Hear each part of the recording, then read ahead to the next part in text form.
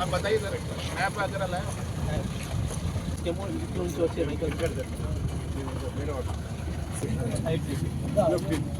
ఇట్లా ఎగ్జిట్ ఉంది సార్ అక్కడ. సో అవన్నీ ఇప్పుడు మనం ఆల్రెడీ అరేంజ్మెంట్ చేసేస్తాం. లాస్ట్ టైం కూడా అట్లా చేస్తాం. బట్ ఈ వాటర్ మనకు కొంచెం లెవెల్ ఇక్కడ 3 మనం ఇక్కడ 3 సార్లు ఈ త్రీలో కూడా మనం స్టార్టింగ్లో 2 బయట తింటాం. బయట 5 ఉంటుంది. స్టార్టింగ్లో ఇక్కడ ఏం అంత రోడ్డు స్టార్ట్ అయిన తర్వాత రాగలుగుతారు లైన్లో దగ్గర ఉంది కదా,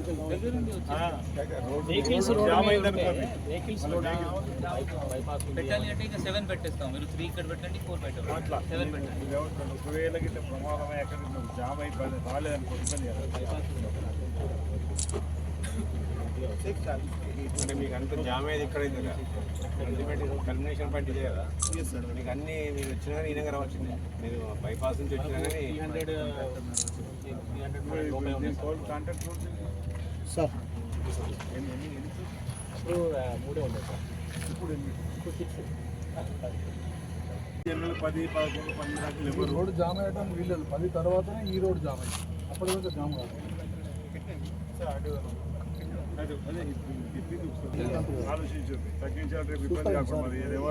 తగ్గించాలంటే నిమజ్జనం చేస్తానికి ఇబ్బంది. మీరు ఆలోచించు బాగా. ఇప్పుడే చెప్తా ఇబ్బంది లేదు. ఎండి గారు అశోక్ చెప్తా, జగన్ చెప్తా ఇబ్బంది లేదు.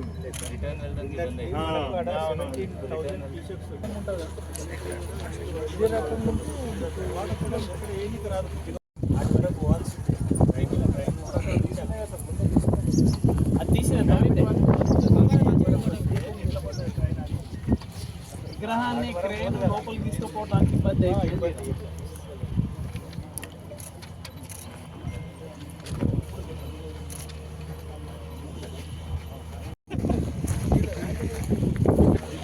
ये प्रॉब्लम आपके पास पानी रखने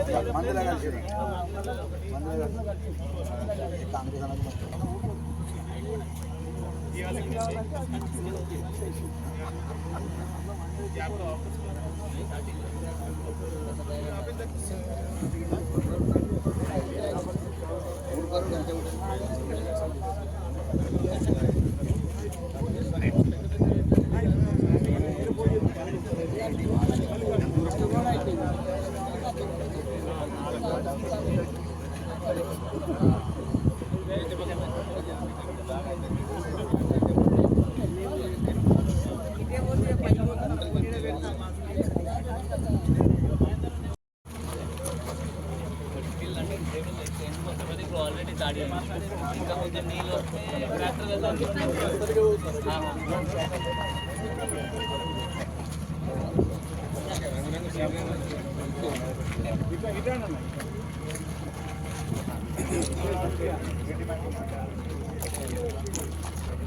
అందుకు తీసినప్పుడు వాళ్ళు వాడుకోవాలి.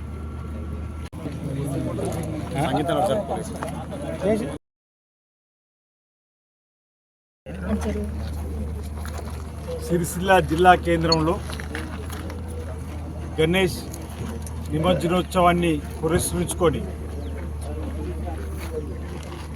అధికారులతో కలిసి గౌరవ కలెక్టర్, గౌరవ ఎస్పీ గారితో కలిసి మున్సిపల్ చైర్పర్సన్ గారు, సంబంధిత అధికారులు, మున్సిపల్ కమిషనర్ గారితో కలిసి లైన్ డిపార్ట్మెంట్ సంబంధించిన వారితో కలిసి ఈరోజు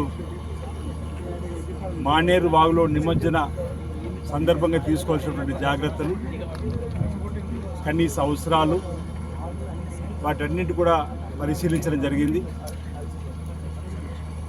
మన భారతదేశంలో అత్యంత ఘనంగా జరిపే పండుగలలో ఈ మహాగణపతుడి నవరాత్రి ఉత్సవాలు. మన హైందవ సంస్కృతిలో మహాగణపతికి తొలి ప్రాధాన్యత. ఎవరింట్లో ఏ శుభకార్యం జరిగినా, ఎలాంటి యాగాలు చేసినా మొట్టమొదట ఆదిదేవుడు గణపతికి పూజ గావింపజేసుకునే ఇతరత్ర కార్యక్రమాలు చేయడం ఆనవాయితీలో భాగంగా వస్తున్న సందర్భం.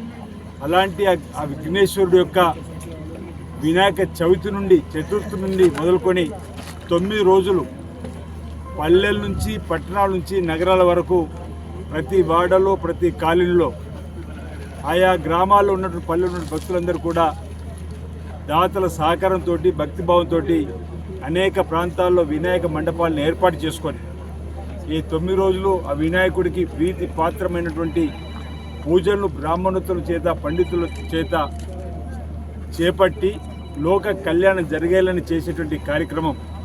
ఎలాంటి విఘ్నాలు రాకుండా చూడు తండ్రి అని చెప్పని ఆ స్వామివారిని ప్రార్థిస్తూ మరి ఇక్కడ సిరిసిల్ల పట్టణంలో 17వ తేదీ ఏదైతే గణేష్ నిమజ్జనోత్సవ కార్యక్రమం ఉందో దానికి ఎలాంటి లోటుపాటు రాకుండా, ఎలాంటి ఇబ్బందులు తలెత్తకుండా చూడడానికి ప్రభుత్వ పక్షాన ఈరోజు క్షేత్రస్థాయిలో పరిశీలన జరపడం జరిగింది.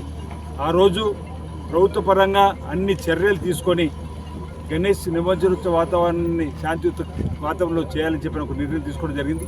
ఈ సందర్భంగా నేను ఈ విఘ్నేశ్వర విఘ్నేశ్వరకు సంబంధించినటువంటి ఏవైతే మండపాలను మనం ఏర్పాటు చేసుకున్న నిర్వాహకులందరూ కూడా భక్తి భావంతో, భక్తి శ్రద్ధలతోటి శాంతియుత వాతావరణంలో గణేష్ నిమజ్జనోత్సవ కార్యక్రమాన్ని పూర్తి చేసుకొని మీ కాలనీ పెద్దలు, మీ పట్టణ పెద్దలు, అదే ప్రభుత్వం ఇచ్చేటువంటి సూచనలు, పోలీస్ శాఖ వారు ఇచ్చేటువంటి సూచనలు, సలహాలను ఎప్పటికప్పుడు పాటిస్తూ గణేష్ నిమజ్జనోత్సవాన్ని మరి భక్తి భావంతో, భక్తి శ్రద్ధలతో జరిపి లోక కళ్యాణానికి కారకులు కావాలని చెప్పని ఈ సందర్భంగా నేను సిరిసిల్ల పట్టణానికి సంబంధించినటువంటి అయితే వివిధ ఆలయ మంటపాలు ఏర్పడించుకున్న నిర్వాహకులకు ఈ సందర్భంగా ఇప్పటికే ఒకసారి సమావేశాలు కూడా చెప్పడం జరిగింది.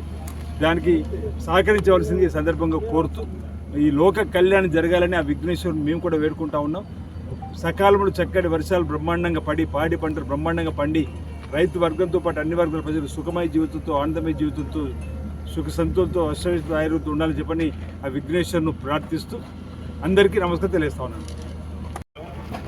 17వ తారీఖున అంగరంగ వైభవంగా వీధుల్లో గణేష్ మండపాలను నెలకొల్పి పట్టణ ప్రజలు ఎంతో భక్తి శ్రద్ధలతో గణేష్ యొక్క పూజా కార్యక్రమం నిర్వహించారు. ఆ కార్యక్రమం తర్వాత 9 రోజుల తర్వాత నిమజ్జనం అంటే విసర్జనం చేసే దినం రోజు ఎటువంటి ఇబ్బందులు మండప నిర్వాహకులకు కానీ, నిమజ్జనం చేసే వ్యక్తులకు కూడా కానీ జరగకూడదని చెప్పి ఈరోజు అధికారులతో మా గౌరవ విప్ గారు సిరిసిల్ల పట్టణంలోని గణేష్ విసర్జన కార్యక్రమం నిర్వహించే ప్రాంతాన్ని పరిశీలించి ఇవాళ అధికారులకు తగిన సూచనలు, సలహాలు ఇవ్వడం జరిగింది.